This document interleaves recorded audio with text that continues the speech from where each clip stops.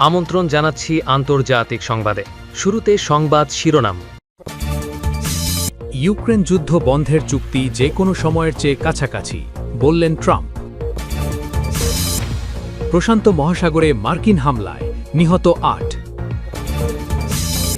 সীমান্ত উত্তেজনার মধ্যেই সংসদ নির্বাচনের তারিখ ঘোষণা থাইল্যান্ডের। পশ্চিম তীরে ইসরায়েলি বাহিনীর গুলিতে কিশোর নিহত। এবং সর্বশেষ থাকবে, ভারতে টান দিয়ে নারী চিকিৎসকের হিজাব খুলে ফেললেন বিহারের মুখ্যমন্ত্রী। এতক্ষণ শুনছিলেন সংবাদ শিরোনাম, এবারে বিস্তারিত সংবাদ। তবে তার আগে অনুরোধ থাকবে, ভিডিওটিতে একটি লাইক দিয়ে কমেন্ট করে জানিয়ে দিন কোন জেলা বা দেশ থেকে ভিডিওটি দেখছেন ও শুনছেন। ইউক্রেন যুদ্ধ বন্ধের চুক্তি যে কোনো সময়ের চেয়ে কাছাকাছি বলে মন্তব্য করেছেন মার্কিন প্রেসিডেন্ট ডোনাল্ড ট্রাম্প। স্থানীয় সময় সোমবার 15 ডিসেম্বর জার্মানির বার্লিনে মার্কিন ও ইউরোপীয় নেতাদের উচ্চ পর্যায়ের আলোচনার পর এমন মন্তব্য করেন তিনি। তবে সংশ্লিষ্ট কয়েকজন কর্মকর্তা জানিয়েছেন, ইতিবাচক বার্তা মিললেও ভূখণ্ডের মালিকানা বা নিয়ন্ত্রণ নিয়ে এখনও উল্লেখযোগ্য মতভেদ রয়ে গেছে। কাতার ভিত্তিক সংবাদ মাধ্যম আল জাজিরা জানায়, হোয়াইট হাউসের ওভাল অফিসে জানাবেলিকদেরকে ট্রাম্প বলেন, আমি মনে করি আমরা এখন যুদ্ধ বন্ধে অন্য যে কোনো সময়ের চেয়ে একটি চুক্তিতে পৌঁছার কাছাকাছি জায়গায় চলে এসেছি। আমরা দেখব আমরা কি করতে পারি। বার্লিনের 2 দিনব্যাপী ওই উচ্চ পর্যায়ের বৈঠকে জেলেন্সকির পাশাপাশি উপস্থিত ছিলেন ট্রাম্পের জামাতা জ্যারেড কুশনার এবং মার্কিন প্রতিনিধি স্টিভ উইটকফ। ট্রাম্প বলেছেন, আলোচনা খুবই ভালো হয়েছে। সোমবার এক মার্কিন কর্মকর্তা জানান, রাশিয়া এবং ইউক্রেনের মধ্যে মোটামুটি 90% বিষয়ের সমাধান হয়ে গেছে। কেবল ইউক্রেনের ভূখণ্ড ছাড়ের বিষয়টি এখনও সমাধান হয়নি। আলোচনায় যুক্তরাষ্ট্র ইউক্রেনকে পশ্চিমা সামরিক জোট ন্যাটোর আর্টিকেল 5 ধাঁচের নিরাপত্তার নিশ্চয়তা দিতে প্রস্তুত বলে জানিয়েছে। রাশিয়া এতে রাজি থাকবে বলেও আভাস দিয়েছেন এক মার্কিন কর্মকর্তা। তবে এই নিরাপত্তার নিশ্চয়তা চিরকালের জন্য থাকবে না, সে বিষয়েও সতর্ক করেছেন মার্কিন কর্মকর্তারা। তবে জেলেন্সকি ওয়াশিংটনের দেওয়া নতুন নিরাপত্তা নিশ্চয়তার প্রশংসা করেছেন, কিন্তু ইউক্রেন রাশিয়ার কাছে কোন অঞ্চল ছেড়ে দেবে সেই প্রশ্নে মতপার্থক্য রয়ে গেছে বলে তিনি জানিয়েছেন। একই সঙ্গে জেলেনস্কির বিশ্বাস যে কিছুটা ঐক্য খুঁজে বের করার জন্য বিভিন্ন পদক্ষেপ নেয়ার প্রস্তাব দেবে মধ্যস্থতাকারী যুক্তরাষ্ট্র। প্রশান্ত মহাসাগরে মার্কিন হামলা, নিহত ৮ জন। পূর্ব প্রশান্ত মহাসাগরে আন্তর্জাতিক জলসীমায় হামলা চালিয়েছে যুক্তরাষ্ট্র। এতে অন্তত ৮ জন নিহত হয়েছেন। ভেনেজুয়েলার একটি তেলবাহী জাহাজ আটক করার কয়েকদিনের মধ্যেই এই হামলা হয়েছে। এর ফলে লাতিন আমেরিকায় যুক্তরাষ্ট্রের চলমান সামরিক শক্তি বৃদ্ধির প্রেক্ষাপটে নতুন করে উত্তেজনা তৈরি করেছে। সামাজিক যোগাযোগ মাধ্যমে দেওয়া এক পোস্টে যুক্তরাষ্ট্রের মিলিটারি সাউদার্ন কমান্ড সাউথকম জানিয়েছে, প্রতিরক্ষামন্ত্রী পিট হেগসেথের নির্দেশে সোমবার আন্তর্জাতিক জলসীমায় থাকা 3টি জাহাজে মারাত্মক কাইনেটিক স্ট্রাইক চালানো হয়।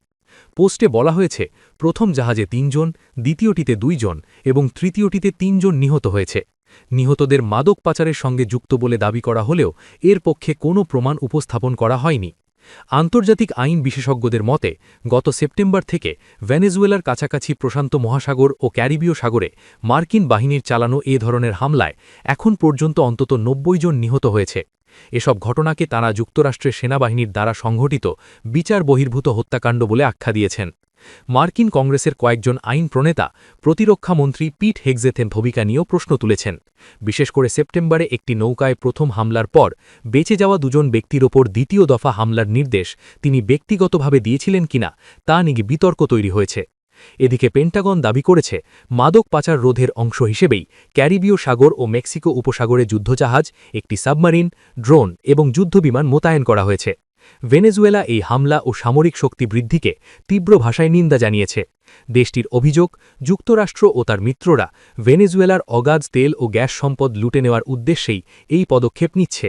এদিকে ভেনেজুয়েলার একেবারে কাছেই অবস্থিত ক্যারিবীয় দেশ ত্রিনিদাদ অ্যান্ড টোব্যাগো যুক্তরাষ্ট্রকে তাদের বিমানবন্দর ব্যবহারের অনুমতি দিয়েছে। সোমবার দেশটি জানায়, আগামী কয়েক সপ্তাহে মার্কিন সামরিক বিমানগুলো লজিস্টিক কার্যক্রম, সরবরাহ পুনর্ভর্তি এবং সেনা সদস্যদের নিয়মিত রোটেশনের কাজে এসব বিমানবন্দর ব্যবহার করবে। ভেনেজুয়েলার মাত্র 12 কিলোমিটার দূরত্বে অবস্থিত এই দ্বীপরাষ্ট্র যুক্তরাষ্ট্রের মার্কিন সামরিক উপস্থিতি বৃদ্ধিকে সমর্থন জানিয়েছে। দেশটির প্রধানমন্ত্রী কামলা প্রসাদ বিশেসার মন্তব্য করেন, তিনি মাদক পাচারকারীদের টুকরো টুকরো হয়ে যেতে দেখতে বেশি পছন্দ করবেন, তার নাগরিকদের হত্যার শিকার হতে দেখাচ্ছে। এর জবাবে ভেনেজুয়েলার প্রেসিডেন্ট নিকোলাস মাদুরো আবারও ঘোষণা দেন ত্রিনিদাদ অ্যান্ড টোব্যাগোতে গ্যাস সরবরাহ বন্ধ করা হবে বলে জানিয়েছে দেশটির রাষ্ট্রায়ত্ত টেলিভিশন চ্যানেল টেলেসুর। সীমান্ত উত্তেজনার মধ্যেই সংসদ নির্বাচনের তারিখ ঘোষণা থাইল্যান্ডের। থাইল্যান্ডের পরবর্তী জাতীয় নির্বাচন আগামী ৮ ফেব্রুয়ারি অনুষ্ঠিত হবে বলে সোমবার ১৫ ডিসেম্বর ঘোষণা দিয়েছে দেশটির নির্বাচন কমিশন। থাই প্রধানমন্ত্রী আনুতিন চার্নভিরাকুল গত সপ্তাহে সংসদ ভেঙে দেওয়ায় নির্ধারিত সময়ের আগেই এই নির্বাচন অনুষ্ঠিত হতে যাচ্ছে। সংবাদ সংস্থা রয়টার্স জানিয়েছে সংসদের সবচেয়ে বড় দল বিরোধী পিপলস পার্টির সঙ্গে বিরোধের জেরে আনুতিন এই সিদ্ধান্ত নেন। রাজনৈতিক সংকটের মধ্যেই থাইল্যান্ড প্রতিবেশী দেশ কম্বোডিয়ার সঙ্গে সীমান্ত সংঘাতেও জড়িয়েছে, যা পরিস্থিতি আরও জটিল করে তুলেছে। প্রতিবেদন অনুসারে থাইল্যান্ডের নাগরিকরা এই নির্বাচনে ৫০০ জন সংসদ সদস্য নির্বাচন করবেন। এর মধ্যে ৪০০ জন নির্বাচিত হবেন সরাসরি ভোটে এবং ১০০টি আসন বরাদ্দ থাকবে দলীয় তালিকার ভিত্তিতে। প্রতিটি দল সর্বোচ্চ ৩ জন প্রধানমন্ত্রী প্রার্থী মনোনয়ন দিতে পারবে বলে জানা গেছে। দেশটির নির্বাচন কমিশন জানিয়েছে ৯ এপ্রিলের মধ্যে ভোটের আনুষ্ঠানিক ফল ঘোষণা করা হবে। এরপর ১৫ দিনের মধ্যে নতুন সংসদকে স্পিকার নির্বাচন এবং তারপর প্রধানমন্ত্রী নির্বাচন করতে হবে। আনুতিন ২০২৩ সালের অগস্টের পর থেকে থাইল্যান্ডের তৃতীয় প্রধানমন্ত্রী।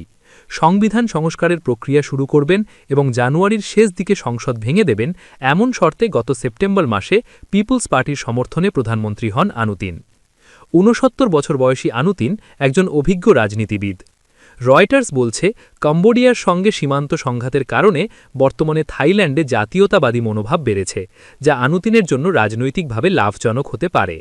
তবে বিভিন্ন জনমত জরিপ বলছে পিপলস পার্টি থাইল্যান্ডের সবচেয়ে জনপ্রিয় এবং সম্ভবত এটিই দেশটির একটি শক্তিশালী ফোর্স হতে পারে।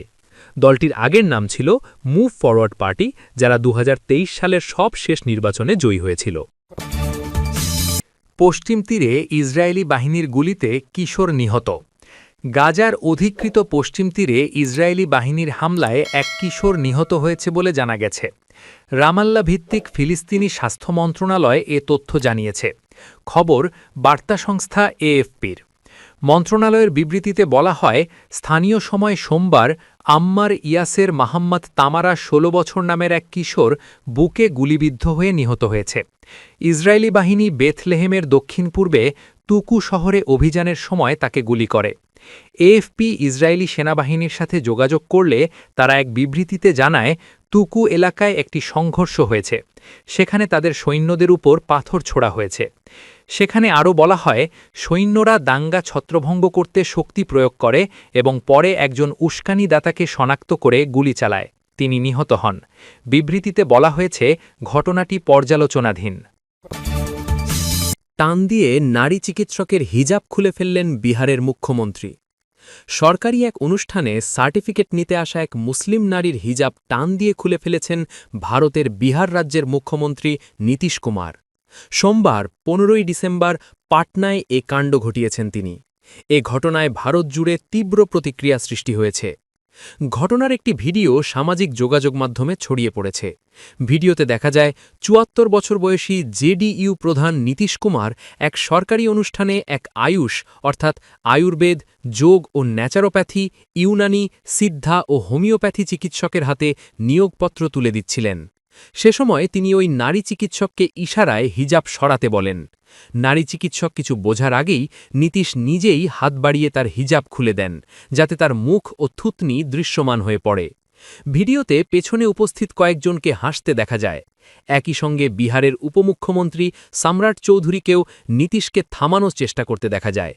সরকারি অনুষ্ঠানে নারী চিকিৎসকের মুখ থেকে হিজাব টেনে খোলার ঘটনায় বিহারের মুখ্যমন্ত্রীর মানসিক অবস্থা নিয়ে প্রকাশ্যে প্রশ্ন তুলেছে বিরোধী দলগুলো।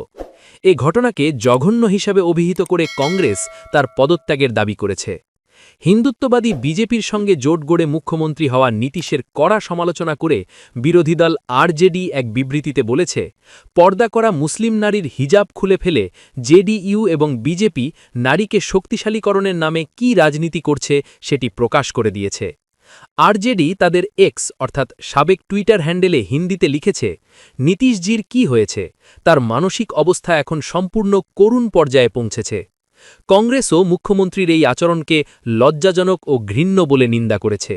দলের এক্স হ্যান্ডেলে লেখা হয়, একজন নারী চিকিৎসক নিয়োগপত্র নিতে এসেছিলেন, আর নীতিশ কুমার তার হিজাব টেনে নামালেন। বিহারের সর্বোচ্চ পদে থাকা একজন ব্যক্তি প্রকাশ্যে এমন ঘৃণ্য আচরণ করছেন। ভাবুন তো, রাজ্যের নারীরা কতটা নিরাপদ? এই ঘৃণ্য আচরণের জন্য নীতিশ কুমারের অবিলম্বে পদত্যাগ করা উচিত। এর আগেও বিতর্কে জড়িয়েছিলেন নীতিশ কুমার। গত নভেম্বরের বিহার বিধানসভা নির্বাচনের কয়েক সপ্তাহ আগে এক জনসভায় এক নারীকে মালা পরানোর ভিডিও ভাইরাল হলে সমালোচনার মুখে পড়েন তিনি। সে সময় এক জেডিইউ সংসদ সদস্য থামানোর চেষ্টা করলে মুখ্যমন্ত্রী তাকে ধমক দেন।